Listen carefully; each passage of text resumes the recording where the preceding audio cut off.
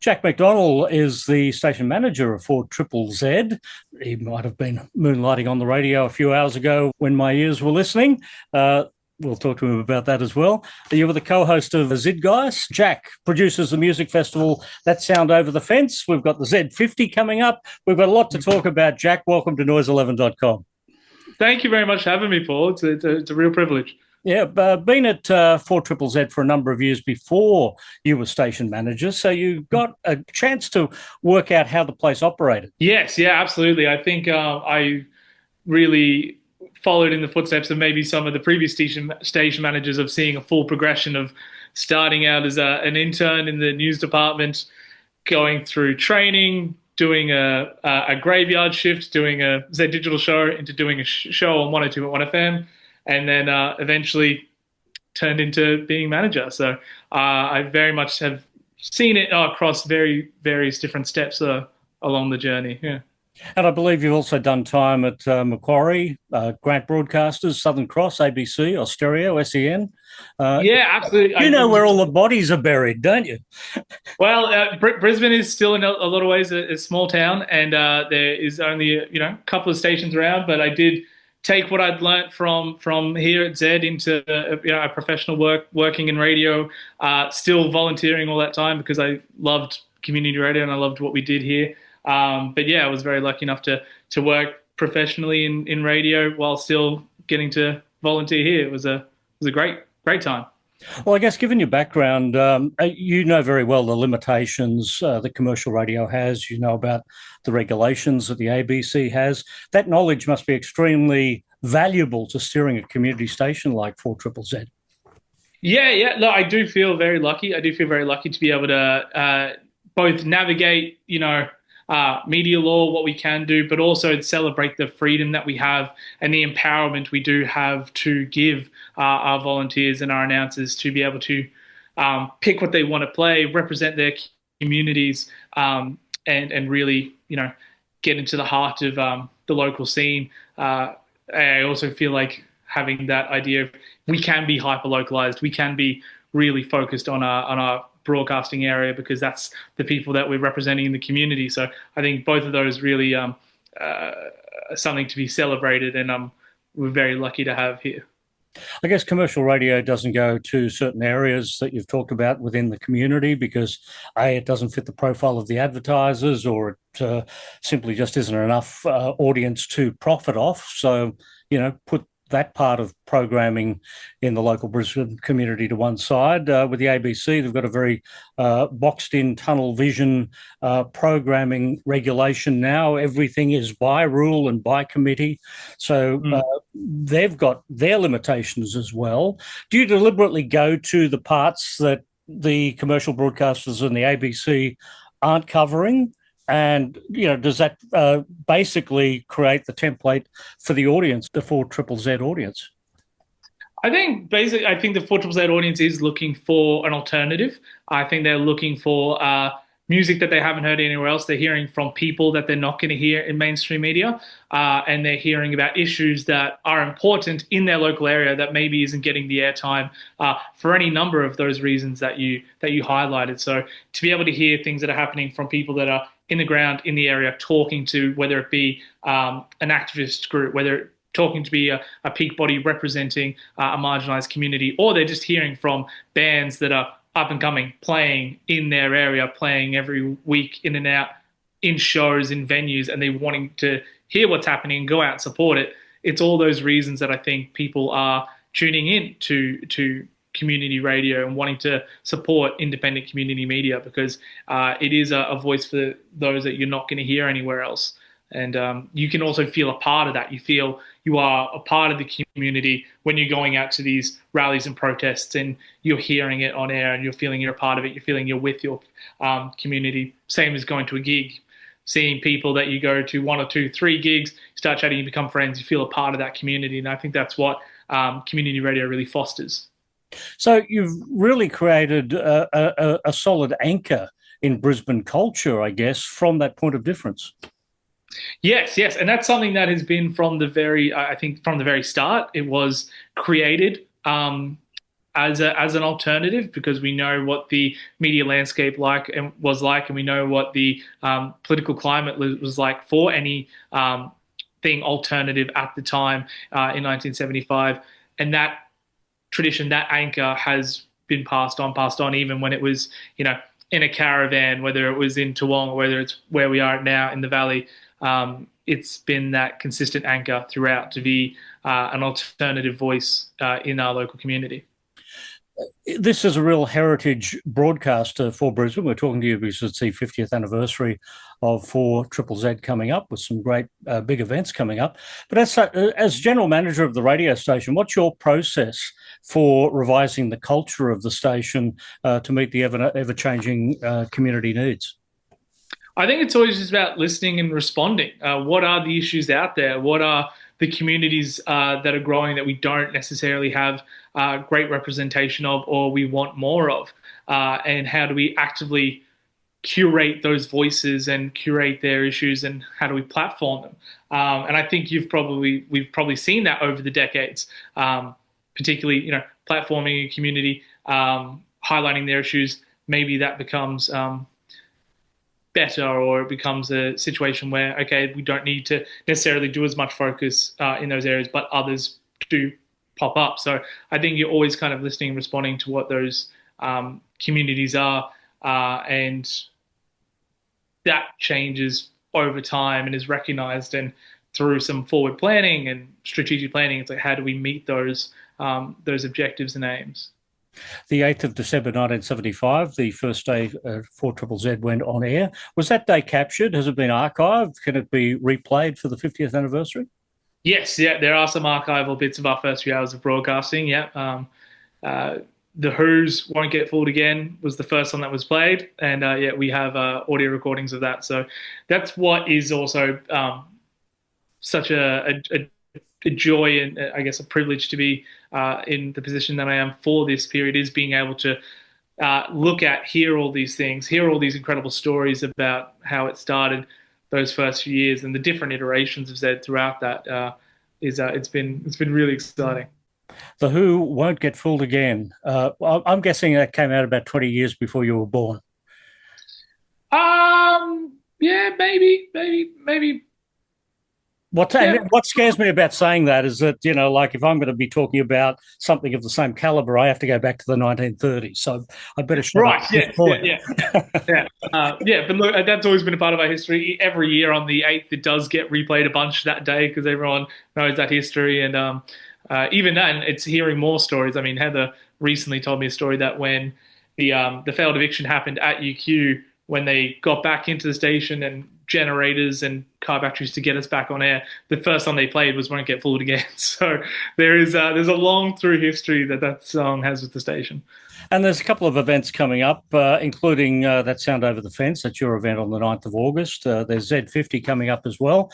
Will there be bands actually playing the Who song as part of their set when you do these celebrations? It's a really good question. I don't know if we've put it to anyone yet. Maybe that could be something that we push out there. If anyone wants to do their own version of "Won't Get Fooled Again," we could do a bunch of, maybe on the day on the 8th, we can play a bunch of different versions of it. Or the all-star version at the end of the evening. Yes, that's it. Well, the amount of bands that have come through, and even announcers, volunteers who have made this place what it is over the last 50 years, who are musically talented, we could get a sing-along going. Yeah. 8th of December 1975, as we talked about. In the middle of ruling by tyrant, Joh Bjelke-Petersen was the Premier of Queensland. He was never a big fan of this radio station, was he? I mean, no. Yeah, that just a flat out no. But it is also remarkable that he'd always pick up the phone when called and generally respond, which is something that is inconceivable to even comprehend now for our current volunteers of journalists, that the Premier's number was in the phone book and you could just call directly and say, "Oh, I've got a question." So it's pretty remarkable when you think about it. But no, it's fair to say wasn't a great fan. The motto, agitate, educate, organise. Still to this day, is that what the station focuses around? Yeah, it's still an enduring part of our culture. We do have other mission statements. So currently, we've got connecting and broadcasting the voices of our communities. We have strategic plans every 3 years. Sometimes a new kind of driving focus takes over there. But yeah, our current one would be connecting and broadcasting the voices of our communities. But agitate, educate, organize is always something that is in the mindset, and it is always something that you do process into your thinking when making decisions as well. Community radio is supportive of Australian music. In your case at 4 Triple Z, 50% of the music played is Australian music. I think 30% of the music played is new music. 30% of the music played comes from Queensland artists. There's a point of difference just there with commercial radio. Yeah, yeah, and that is something that there are ACRA standards of how much you have to play, and there was Senate inquiries, and I think it was pointed out that some of them were like, yeah, well, you bury it, at 11 o'clock in an Australian music hour. And they're like, well, yes, we do. But that's something that community radio is so important in fostering a local scene to support Australian artists. And we want to make sure that we are doing those things while all the announcers here do have freedom to playlist and pick what they do, whatever they want. We do have those quotas because we recognize that we are trying to address an imbalance that is out there in the music scene. So having those quotas are really important. And we've got 50% female or non-gender diverse music, and we've got First Nations programming as quotas that we want our announcers to hit, because we want to represent those musicians, those communities, and those artists that aren't getting enough play elsewhere in radio. Do organisations such as ARIA even talk to you? You look at the ARIA chart, there are no Australian artists in the ARIA top 50 this week. There were no Australian artists last week. There were no Australian artists the week before that. We get to the end of the year, there's the occasional Australian artist at the end of the top 100 somewhere. ARIA has absolutely made a mess of the Australian music industry. You guys seem to be doing something right. Is there any communication? Not to my knowledge. I personally haven't seen it. I know that ARIA recently announced that they're changing their chart setup. So I think they are trying to address those imbalances by having I don't know if it's legacy charts, whatever, or the idea that something that was a hit 20 years ago that's been in there for 180 weeks can't stay there. They're trying to address those imbalances, but not to my knowledge has ARIA been trying to contact us. I would describe ARIA's changes as rearranging deck chairs on the Titanic. There you go. And and then we see that in even different lists. We have our Hot 100 every year, and the vast majority of songs are, if not Australian, they're local. And that's because it's people in that community that are supporting it. But when there is such incredible talent across genre, demographic, age groups, there's so much great music happening. It's really a responsibility of community radio and community media to be platforming those, because you can just see that it doesn't translate anywhere else. With your commercial radio background, you obviously know how the figures are put together when the radio ratings come out. How much do you study a radio survey every survey period? I do, probably just for my own, just interest and following what's happening in that industry. How much it impacts what we do here? Not at all. We don't necessarily, we're not involved in the ratings or the surveys or anything like that.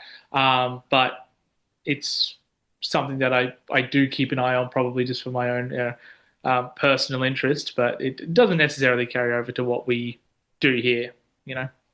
And to explain to people watching this, radio ratings, if I listen to a radio station today, then I listen to the same radio station tomorrow, I am two people. If I listen to 3 radio stations today, I am 3 people. That's how it works. And it's quite funny when you add up the cumulative figures in Brisbane radio. There are 3 times more people listening to commercial radio than there are people in Brisbane. That's the way it works. Chicken flicking the book. It's all smoke and mirrors. Thank God for community radio. Well, yeah, we're very lucky to have it. We're also very lucky in a really tough industry to have people that support it, like subscribers that give their money because they back community radio and they like what we do in community media. So very lucky to have that audience. So that's Sound Over the Fence coming up on the 9th of August. That's your gig. What are we expecting from that? Yeah, myself and my partner Branko, who also is a host at Triple Z. We run a little label called Zang Records, and we've put together a festival over the last couple of years. It was previously called Sonic Masala Festival, which was a bit of an institution. We ran that for the last couple of years, but on the 10th anniversary, they wanted to put a button on it. So we've started that Sound Over the Fence. And what we like to do is basically highlight great, incredible local artists. We get some mates up from different parts of the country, and particularly because it was the 50th anniversary of Zed, and this has always been a fundraiser for Zed. We wanted to get a few of those classic bands that maybe you haven't heard for a little while to come back and do some stuff. But it is a really great day. We wanted to really represent also kind of the sounds of the station. So that Sound of the Fence, we had the idea of there's so much great stuff that's happening in our city. All you need to do is just look over the fence and see, oh, what's going on over there? So try to bring all these different sounds together and all these communities together to celebrate music. It's going to be a fun day. It's going to be a fun day. And the 25th of October, 2025, Zed50. How good is this? The Saints 73 to 78, Regurgitator on there. I mean, that's Brisbane royalty right there, isn't it? Oh, massively, massively. And it's incredible. And, it's lovely that those bands that have had great success also recognize the part that community radio has played in their careers, and they want to celebrate that. And I think that we get that throughout the entire lineup that is on that list, from the icons, some of the biggest bands that the country's ever put out, to these local bands that are doing incredible, phenomenal things across that span, recognizing the importance of community radio and 4ZZ's contribution. We're very lucky and we're very honored to have these artists playing. I'd love to hear Ed Cooper doing Won't Get Fooled Again. I wonder. Yeah. You put it out there, you never know. Yeah. And Zed50, if you're heading along to this one of the ones that I've noticed on here that a lot of people probably aren't aware of, Big Nota, is the metal band by Briggs. Yes. Briggs, obviously so talented across many facets, from obviously his rapping and music stuff with AB Original, his writing work, his acting work, and now a new project of new metal sounds. Obviously something he's just been interested in and wanting to put out a new project, and it's like fantastic, great. Yeah, why not have something just that's innovative and different, and by someone who's very important in the wider Australian community. Yeah, well, there's a lot to celebrate over the next few months. The 50 years of 4ZZZ, and yes. May it be as productive for the next 50 years as well. Absolutely, and there are a lot of different events that are throughout the program. Some are speaking events, some are different music genre-specific events. But a key part of the whole program is also thinking of like, what's our next step? What's our role in the scene and in the community, and how do we evolve for the next 50 years? So, celebrating the past, looking forward to the future. Yeah, and fingers crossed you'll be around for the next 50, Jack, so you can come to Z100. I would love to see what it looks like. Great to have you here at Noise 11. Thank you very much, Paul. Appreciate it.